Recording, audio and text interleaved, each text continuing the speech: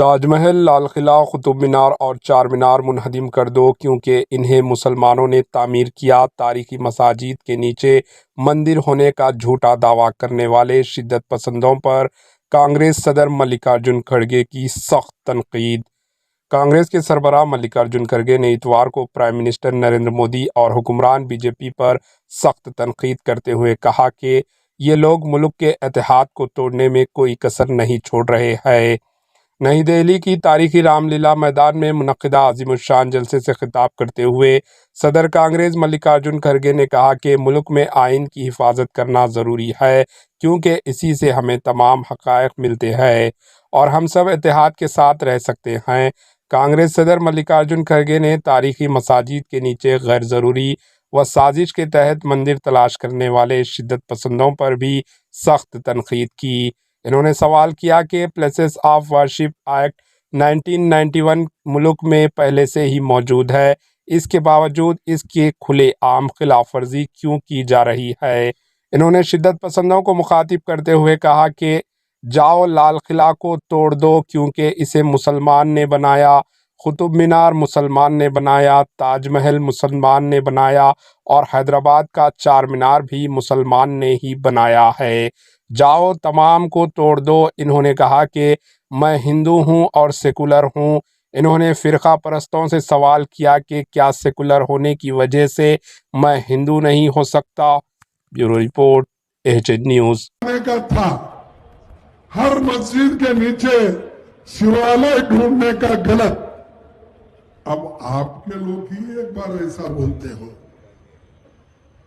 और एक बार बोलते हैं ये मंदिर गिरा के मस्जिद बनाए, ढूंढो। और भाई कितना ढूंढेंगे आप। अब 1940 जो थी उसको रखने के लिए, स्टेटस को मेंटेन करने के लिए एक कानून बनाया गया 91 में। तो प्लेसेस ऑफ वर्शिप एक्ट। फिर खोद खोद के हम क्यों झगड़ा निकालना। हम सब तो एक है ना, तुम एक ही चाहते ना। एक रहो सेफ रहो बोलते, तुम सेफ रहने ही नहीं दे रहे। कटेंगे बटेंगे तो कटेंगे। अब भाई बांटने वाले भी आप, काटने वाले भी आप। और तुम्हारा नेता मोहन भागवत कहता है ऐसा, भाई बस अब राम मंदिर बन गया, इसके बाद कोई शिवालय ढूंढने की जरूरत नहीं। उन्होंने कहा, ये मेरे शब्द नहीं।